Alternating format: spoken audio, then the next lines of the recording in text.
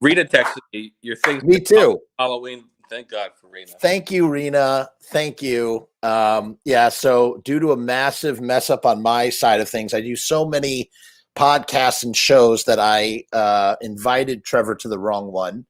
And we have to start the podcast over, but that's okay. I'm going to give it really quickly. Welcome to Foodie Confidential. I'm Jeff. This is Trevor, and we talk about the ins and outs of restaurants and restaurant culture, and the what it takes to work front of house, back of house, yada yada yada.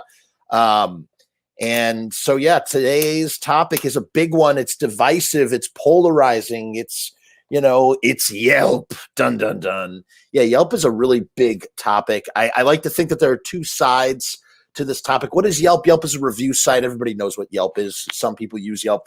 There is, as Trevor mentioned in our previous broadcast, I'm sniping this comment from him, but he can elaborate on it further. You have people that are super into Yelp. It's almost like a hobby where they're just, talking about, as Trevor said previously, they're writing a 12-page paragraph about the char on an asparagus. I like that, Trevor. That's good. And, they're picking every single perceived microaggression in their direction from the restaurant, meaning, oh, this waiter only brought me a glass of water with 3 ice cubes in the glass, or vice versa of like, my French fries were a little soggy for my taste, and they knock off a whole star.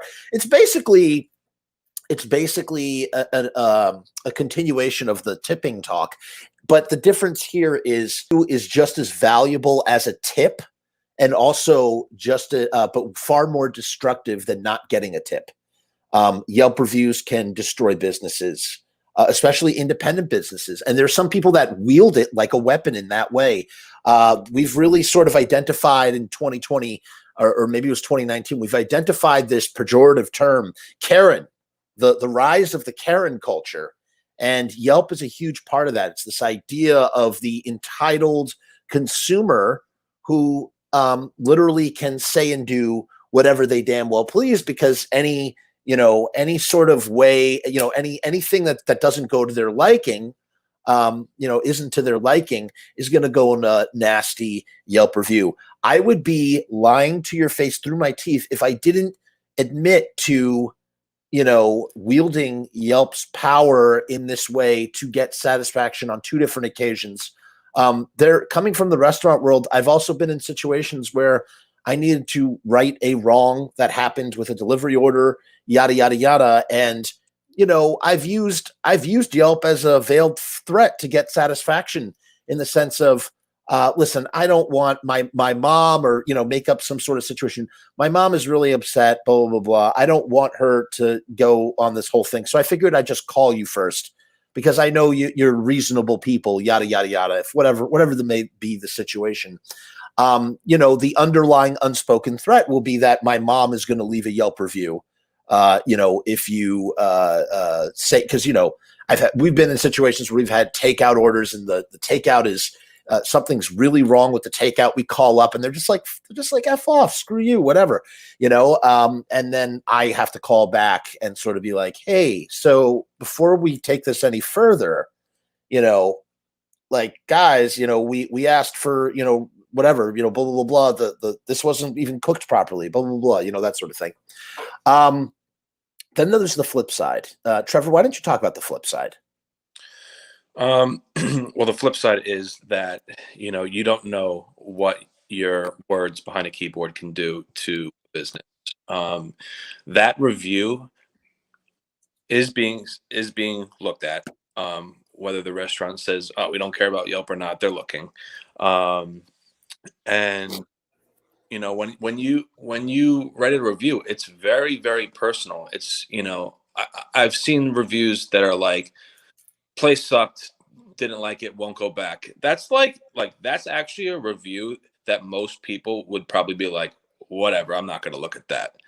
But when a review gets personal about the service, about the cook, about the owner, about the ambiance of the restaurant, this is way too noisy, me and my guests couldn't hear each other talk, or all of that kind of stuff, not only affects the restaurant, but it also can potentially infect the employees, because the employee is like when people get a review on Yelp, it's very easy to see, okay, did they have a did this person Joan Smith have a reservation? Okay, she did. She sat at table 14. Okay, she ordered this. Okay, she was served by this.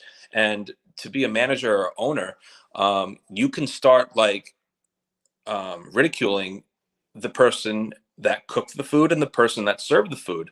And therefore, like, okay, this person's getting 3 bad Yelp reviews. Maybe it's a learning lesson, and the waiter or cook will change their ways.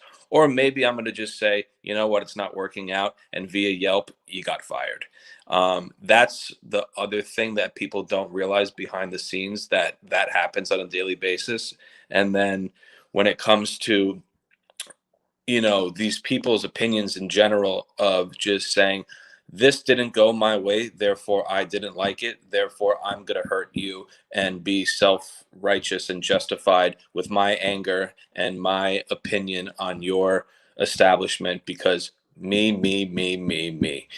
And it's it's like sad, you know what I mean? Like these people who write these reviews need friends. They need another kind of like outlet. Like, I don't know, maybe maybe like, welding or something, and make your own forks. I don't know.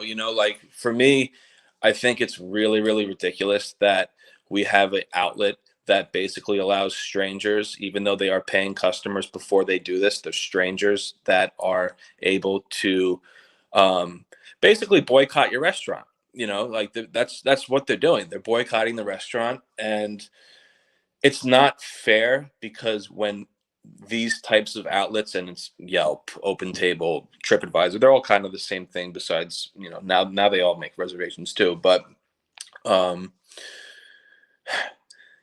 the excuse me, the power that these individuals have, like, the restaurant already has to deal with upset customers. Things People are human, things go wrong, you know what I mean? And who am I to say the salt the this is like a typical review: everything was too salty, you know what I mean?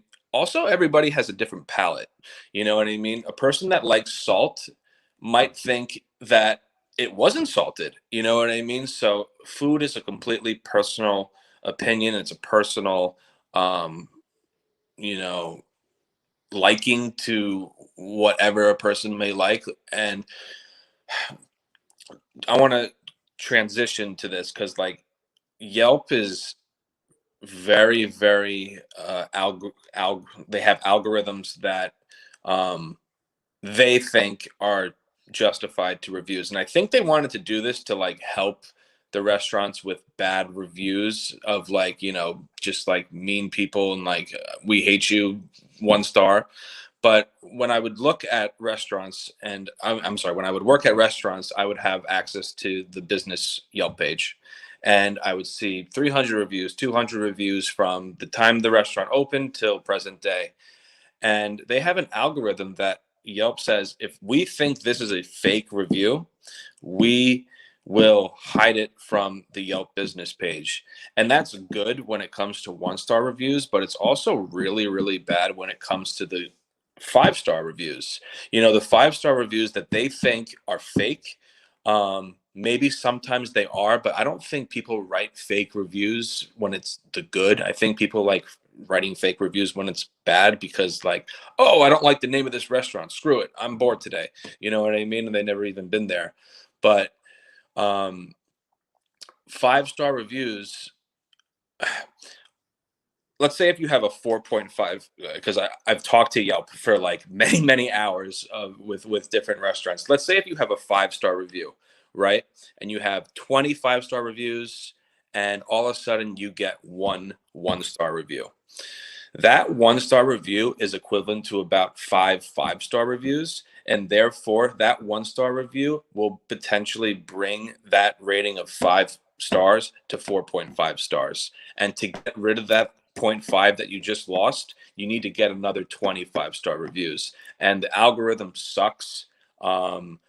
a lot of like my business page has six reviews because it's fairly new and they're all real, and they're all hidden because Yelp for some reason thinks that these people are fake and they're just giving me reviews for the hell of it, which is nonsense.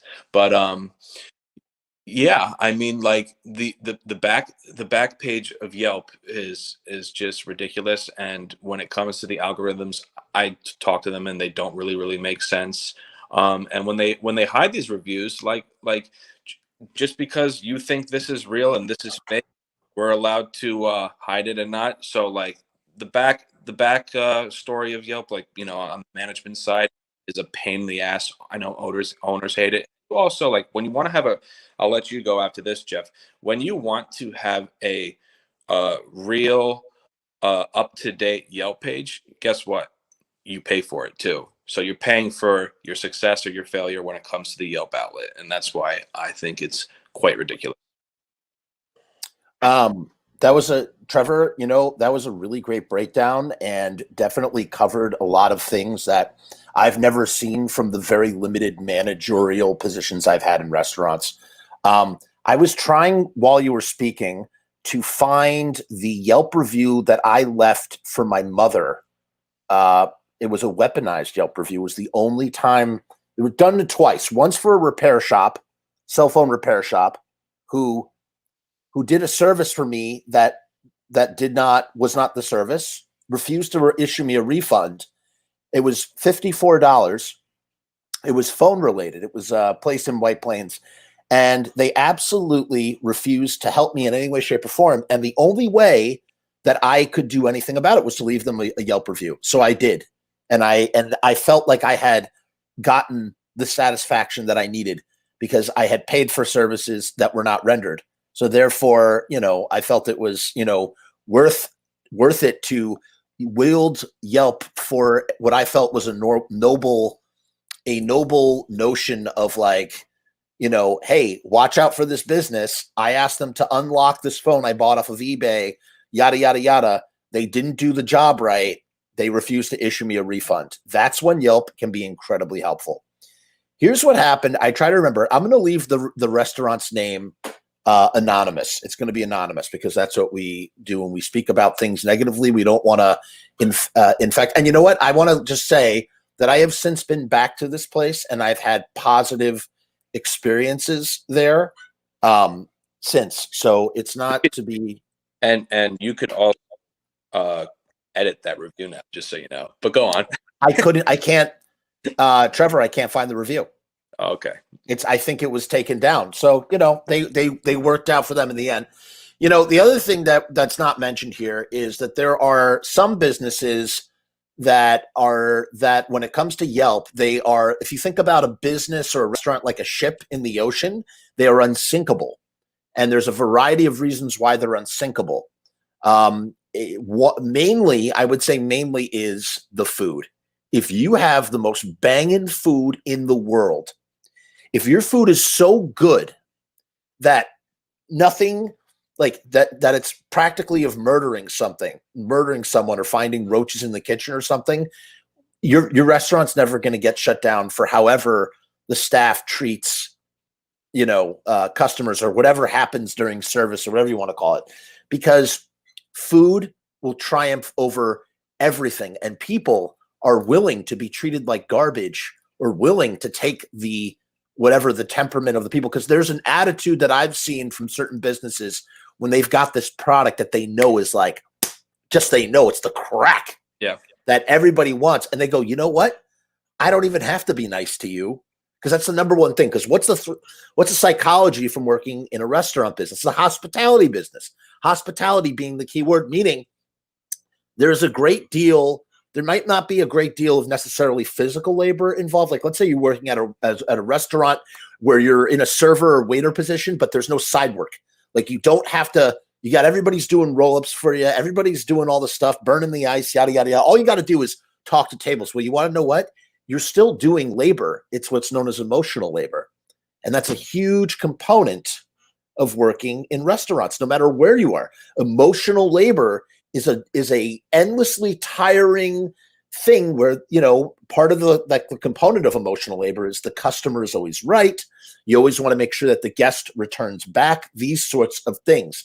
Now, what happens though, and it might even be because of it, meaning that this reverse of attitude on the other end of the spectrum occurs because they've had to do it for so long. And now business is so good and will always be so good because that slice of pizza can't be made anywhere else, because that's the best chicken cutlet on a sandwich you could ever get, because that's the best proprietary milkshake in this side of the county, that they can be more of themselves. They don't have to put on a front. They don't have to they don't have to worry about pleasing their guests. And then when you get those guests that Trevor is talking about, really what we're talking about is the Karen culture. It's this culture of Karening, if I could make a verb out of it, where, just people just like, entitled people trying to get their way. And I can speak to the other side of this by working. I worked in a corporate restaurant, and there's nothing more Karen. There's nothing that oozes Karen more than a corporately owned restaurant with an endless amount of resources and money and willing to reward bad behavior in hopes of a guest returning over and over again. And we were trained. I trained people. I was a cog in the machine. I trained people to reward people for bad behavior in some cases.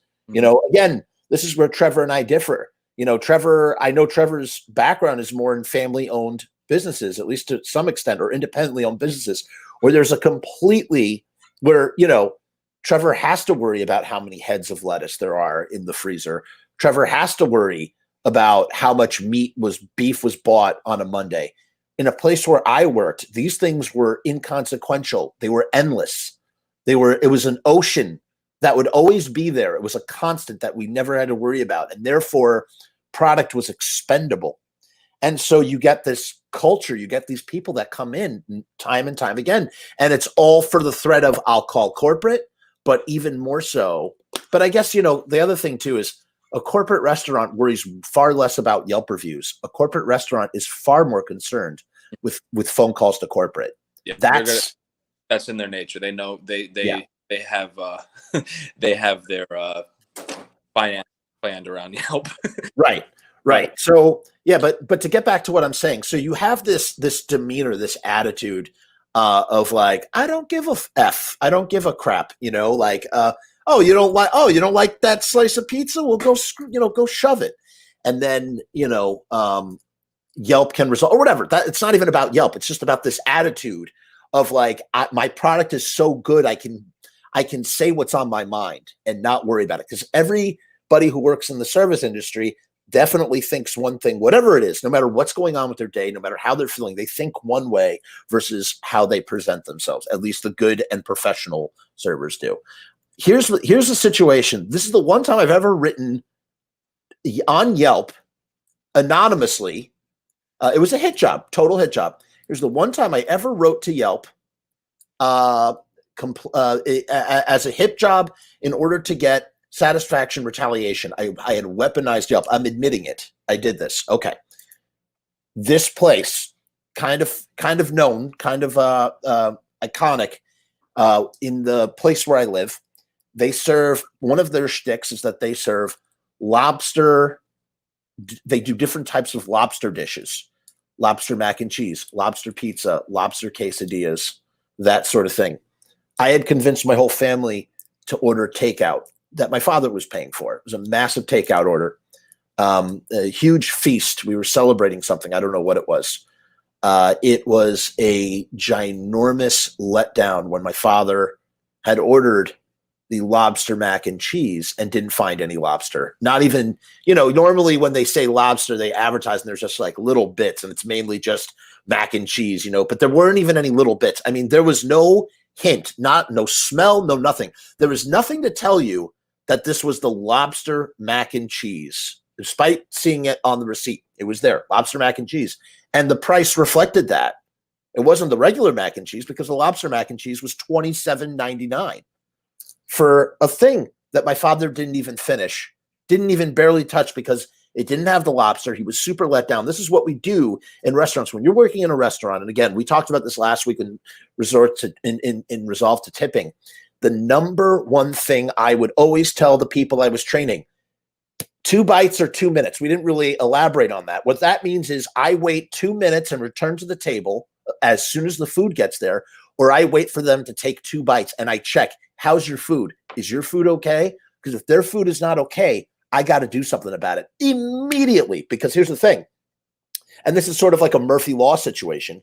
Now the whole restaurant service or the whole dinner service for this particular table is disrupted because one person doesn't like their food. They need to order something else. They've asked to see a menu. They want to order something else. I got to get, even though there's a line of tickets, in my mind, because I'm thinking about the tip, I want to make sure that this table gets that new order of food as soon as possible so they can enjoy it with the other order of food. Because the other thing, a huge thing that people don't realize in restaurants is temperature. Temperature is a very important thing when it comes to eating.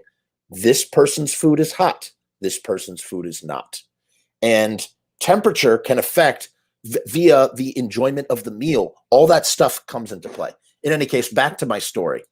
So I called up said restaurant because having worked in restaurants myself and watched thousands of people verbally explain to me how they are not satisfied with their dish.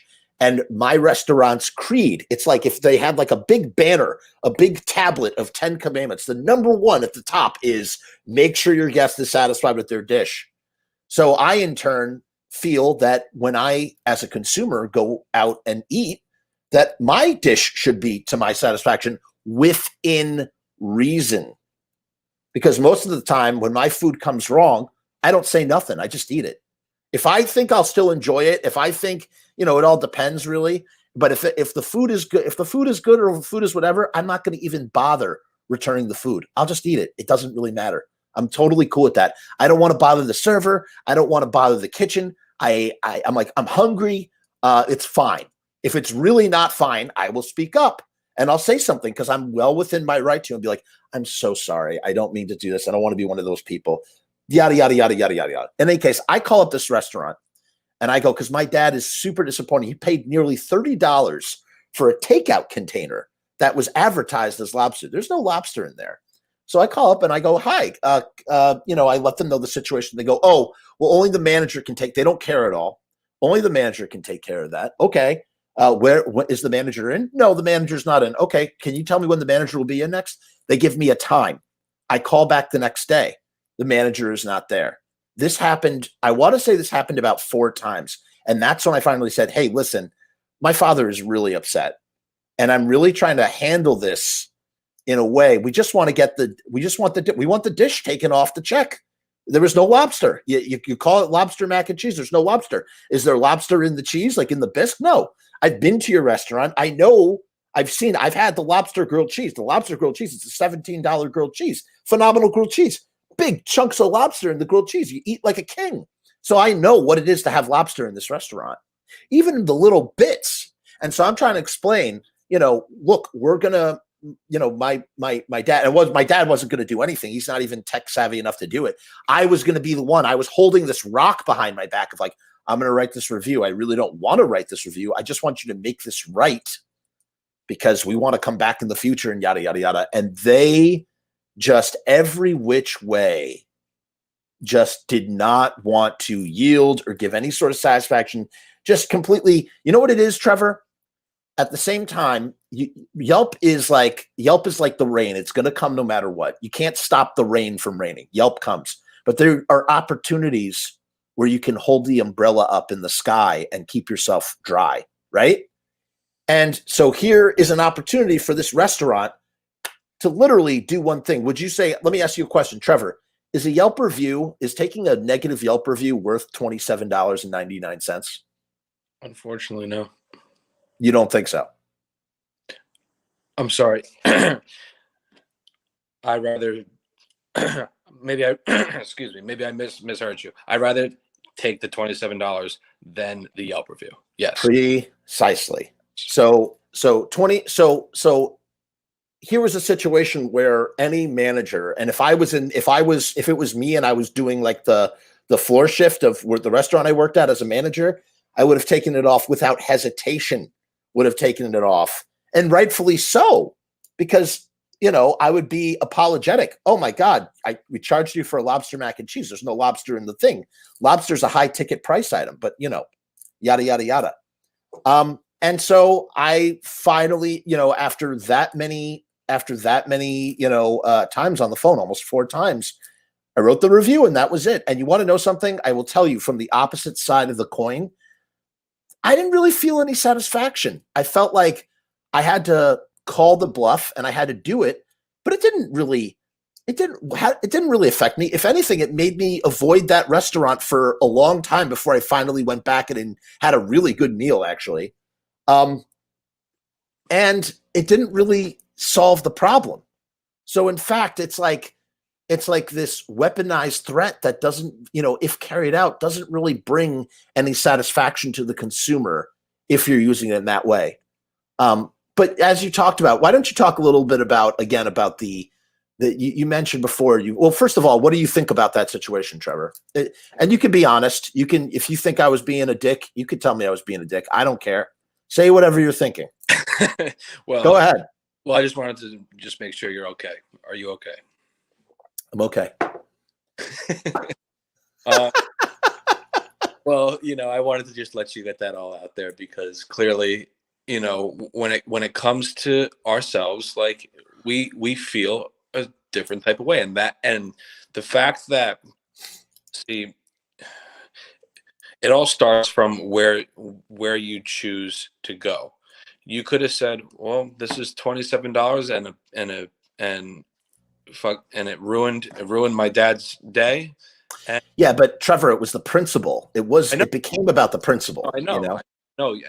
But a lot of people say, "Fuck it," and we'll never go back to that restaurant again because they wronged them, or we'll go to that way. And the fact that you went through all the loops, talk to the manager, okay, I'll call then, okay, I'll call then, okay, I'll call then. That's when it almost feels personal, which is sometimes true, sometimes not. So when it feels personal, which for you it did, and I'm not taking that away from you at all, I think you sound like a manager right now. Sorry, go ahead. I feel like I feel like this is when you have 2 roads, either go down that road or go down this road. And when you choose to go down that road, you usually get what you want in the end, which is fine. You did.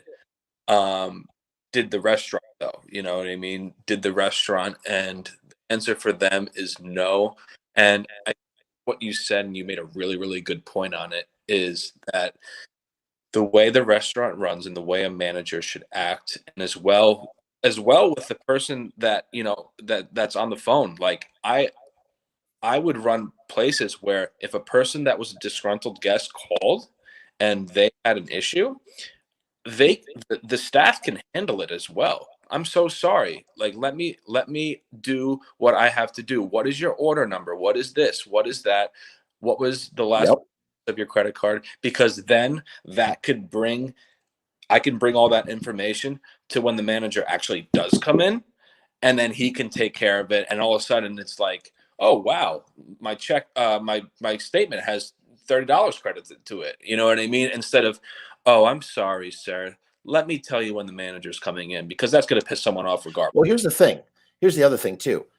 Every time that I called back, I had to explain the situation all over again. So here's the thing in that restaurant, at least at that time, the chain of command, there was clearly something wrong in the chain of command where either A, the manager, had he been around to hear it, might have been like totally accommodated my request and called it a day, or B, would have at least been sympathetic to my ear. So it could have been a faulty employee creating the problem, just not leaving, because that could happen too. That happens so much. Yeah. I see a comment here and I want to answer it because it's actually a really good question. Yes. When a bad review is written, do businesses ever call the reviewer to see what went wrong, and is that a thing? at a few restaurants that I worked at, Yelp doesn't really leave numbers unless if they personally leave their number, but it allows you to respond to the review in a positive way or a constructive way. And I would reach out to so many people, um, basically just giving a broad statement. It would say it's the business owner, or the Yelp page is replying, and I would say something along the lines like, "Hey, so and so, thank you so much for reaching out and giving us your feedback. I'm so sorry for your experience that you had at the restaurant today. Please let me reconcile what happened and come on in again. Ask for me personally, and I would write my name, or where, or whoever is supposed to be talking, and they would either not respond and it would just be whatever, and it was just a waste of a response, or they would respond and say things like, thank you so much, we'll see you soon. And when they would come in, the tension is already there, and then it's just let go immediately. And when I say immediately, when they get the personal touch that they were craving for. And the personal touch could have been another glass of wine. This glass of wine's on me. Whenever you guys are finished with your meal, dessert's on us. And then just a conversation. Forget about like the free drink or the free dessert, or like the extra care, because we know that this was an ex and gruntled customer. Just the fact that I'm giving a personal touch. Hey, Susan, how are you doing today? This is so much better than before. Of course, it's so much better than before. They're in the spotlight now. Like, what are they going to say? Like, I think I've had one time where a customer actually came back and said, "This is still shit. You guys suck." And I'm like, wow, at least you're saying it to my face right now, and please don't come back. Um, and I want to quickly touch on what you said, because it's so true. I worked at a place that did not care about. It was so it was probably one of the best seafood restaurants in the area, and this restaurant had 60 seats. Okay, 60 seats. So you're thinking you would want to do 3 turnovers in a dinner service. What that means is 60 seats, then they get up, another 60, then another. Right. We would do close to 300 covers a night, which is insane for 60 seats. And the way we would do that is by overbooking the restaurant. And we would overbook the restaurant to the point where people who had reservations at 7 o'clock would be seated at 7:45. And no, and I I was new to this restaurant, and I said, "What the fuck are we doing to these people?" And I'm supposed to be like, I'm so sorry, this, that. And it's like, no, like, our philosophy is our food is so good, even though that they have a reservation, they're going to wait 45 minutes for their table. Actually, it's the most brilliant. That is single-handedly the most. Let me tell you something, and I'm not even joking.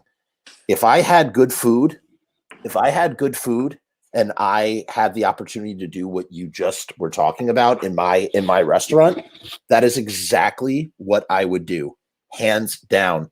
Because you want to know what you're doing, from at least from a business perspective, you are creating a buzz about, because that's the other thing about food and restaurants and things. There's like value in acquiring the thing that everybody wants. Right. Yeah. Like the limited amount of cronuts that were baked at 5 a.m. this morning. And You know what I mean? and all the reviews for that restaurant were about the wait. And the Yeah, one thing that was the most uncomfortable part of my job is that that's brilliant. I would tell, like, so let's say if these people who had a reservation at 7 o'clock and it's now like 7:30, 7:40, I would go to the previous people who waited and sat down and then ate and then paid their check and then didn't get up yet. I would say, I'm sorry, guys. Basically, I would say in a nice way, I'm sorry, guys, your time is up. You need to leave. And Get the hell out of here. it was I got used to it eventually, because it was like, I don't care what the confrontation is. And of course, like, if they just spent like $500, I would let them stay an extra like 30 to 45 minutes. But like, I would look at every single person's check before I would go up there. And I would say, John has a question. What is your general thoughts on Yelp? Okay. And I would say stuff like, I'm so sorry. Like, if you guys want, to go to the bar and have a drink on me, but I need this for the next reservation. And the confrontation would be so bearable sometimes. And it would just be like, I can't believe I'm telling these people who just spent money and waited to get up and get ready. Yeah, well, that's like that actually sucks. But like at the And same time, they would get up, Jeff. They would yeah. get, and I would feel like the piece of shit that I felt like.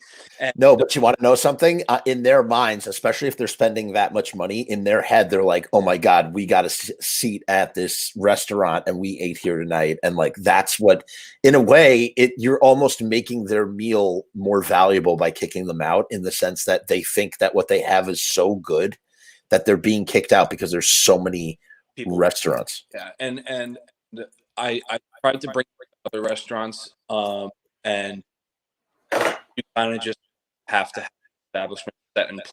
You're breaking up. You're breaking up. Repeat everything you just said. Anything that important. No, you said you tried to bring that to other restaurants, and I tried to bring it to other restaurants, and I found that food, that service, and that type of place needs to already be established way before you start of doing that kind of stuff. right.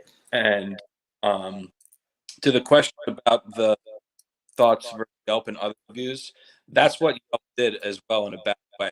There's so many different areas that you can review anything that it's like, I'm so upset, I'm gonna write a bad review on Yelp, I'm gonna write a bad review on TripAdvisor, I'm gonna write a bad review on Open Table, I'm gonna write a bad review on Google, and I'm also gonna send them a letter by Doves and let them get my dropped off by, Well, that's just absolutely. I mean, that's just beyond insanity. I listen. I still stand by everything that I did in that situation, even if I felt bad afterwards, even if I like felt a little empty, because I think it does, having Yelp does give the consumer a voice in situations where maybe that consumer might not have a voice or might not get any sort of satisfaction, in the sense that the most noble thing about a Yelp review is, especially if what they're saying is true and it's not some BS, the most noble thing about a Yelp review is that you are in fact warning other consumers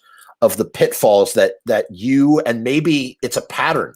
Maybe you go to Yelp and you see that the same thing happened 100 times, and it's told in different ways through different stories. And you go, oh, this was not just me, and I'm not being sensitive here. This is a pattern of behavior that has been called out. And a thing that I do that we didn't really talk about, this is, I guess, the positive of Yelp. But like, if I'm in a foreign state, like on vacation or something, and I've never been here before, my first go to is to talk to the locals, talk to the hotel concierge, and find out what the good restaurants are. After I find out what the good restaurants are from the locals, from maybe word of mouth, this hotel that gives their service of hospitality, I will then look them up. And then it's like, when you look them up, all of these reviews immediately come to your face. And you look at all the reviews. And then, in my opinion, when I'm in a different area, I will sometimes look at the reviews. I never read them. Don't get me wrong. I never read them. But if I personally see 6 restaurants and 3 of them have over 4 stars and 3 of them have under 4 stars, I'm going to make a judgment call, and unfortunately might be out on great restaurants via Yelp because I chose the ones that have 4 stars or more for the ones that I went to. You know what I mean? And that right there is when Yelp is good and when Yelp is bad, because the bad reviews I'm avoiding solely because of those star ratings. But You know then what's funny? the ones that are good, I'm giving them my business because they have good ratings. You know what's funny? In that situation, I don't even know if I really don't check Yelp for anything. But you know what I mainly do? And I have to go. So we're going to have to wind this down right now. But I'll finish this. And this is a conversation that Trevor and this is far from over. Yeah. And there will definitely be a Yelp 2 episode when we think of more to talk about. And this is just the introduction to Yelp and this sort of thing. And we have to talk about Karens. We have to have a whole conversation about Karens and the psychology of rewarding bad behavior in restaurants and how it the contrast between corporate environments versus independent, mom and pop environments. But I'll say this: for me, I am the type of consumer. I look at social media. I look for stuff that has gimmicks, even if it's like in 3 states away. If I see your restaurant has some sort of gimmick, I'm going to follow it and I'm going to at least try it at least once because I got to see. I got to see and that to me is like, that's why I have so much respect for a business like Dog Den, who I think is just doing a phenomenal job right here in White Plains. I could do a whole episode on Dog Den, or their Dog Den business model and what they're kind of doing right now. I think it's phenomenal. And if you are local and you are watching this and you're one of our local people that know us, definitely check out Dog Den. It's a great, safe, COVID-friendly place, meaning like they have outdoor seating, so you don't have to go inside to eat, which is something that for me, I'm personally neurotic about right now. I'm not eating indoors at restaurants. So I like to frequent the Dog Den quite often because of the open air environment. And but we'll talk all about that stuff another day. This has been a phenomenal episode. I'd like to thank my co-host Trevor so much for coming on. Stay tuned. We're going to be back later this week. We're trying to do 2 of these a week. We'll see how it goes. I don't know when, but you'll know because we'll post that we're live on our social media, and then you can join us in the conversation. Super shout out to Rena. Rena did a phenomenal job of letting us know that I had made a grand mistake. So thank you for joining us in the conversation, Rena. That's it. Anything you'd like to say, Trevor? No, I'll close with this. If you write reviews, just pretend like you're writing a review for a person that you may know, and try to treat it with care, even if it's going to be negative. And that's really it. I have to like, I kind of agree with what you're saying. Like, I agree, but when people are writing negative reviews, what you're talking about, talking about a negative review. A negative review is like what I was talking about. You're talking about a critical review. A critical, honest review is so far different. A critical review can be negative. Yeah. Sorry? No, that's what I mean. Make it critical, but not when you make it personal. That's when, in my opinion, you should be talking directly to the owners or the manager. If they'll get on the phone. But that will be a completely different discussion. Yelp, because it's important. It's really, really important. You know what I mean? Yes, I agree. I've seen business. I have a soft heart because I've seen businesses close via Yelp, and that's where I am very, very against it. Because this is not just someone's money. This is someone's daughter's. Now I'm gonna make it real dark. This is someone's daughter's ballet lessons. This is drum set that he wanted for Christmas. This is, it's not corporate America where you're spending money to a chain restaurant and buying the CEO's 10th vacation home. You know what I mean? This is someone's livelihood when it comes. I hate to be the other. We're literally like Siskel and Ebert today on this because you're super right. No, you're super. Listen, I want to validate everything you just said, and I agree with what you're saying, but I also think that there is a small flip side of personal responsibility where if that's your business, if that's your livelihood, then within reason, meaning like assuming that you're making a decision to handle a situation in a way that might make someone write a Yelp review. Like there is some sense of like, how are you handling this too? That may or may not lead. But you're also thinking about like these worst terrible situations. Like what happened to you? Yeah. Really, really like unjust situation. Yeah. There's a lot of 1-star reviews out there that says the waiter sucked. He didn't even pay attention to me. Okay. Right. You know what I mean? So like I'm talking about You're right. No, you're absolutely right. Thank you for that context. What's up? Boogie, how you doing? Good to see you. We will have you on the show one day. Nooch Boogie is a phenomenal chef who is in an establishment that I will not say. I will let him say it there. But if he is cool to come on the show one day, got a lot of great things to say because he is in the food industry. But There you go. with that, 45 minutes, good episode. That Jeff, was a good episode. you know, this show is supposed to be us being informative and also us seeing two different sides of the spectrum, which is exactly what we did today. And that is love that. Love that. Truly. Yeah. Catch us later this week. We're going to be talking either more about Yelp because there's so much to do or something new. So thank you guys. Peace and hair grease.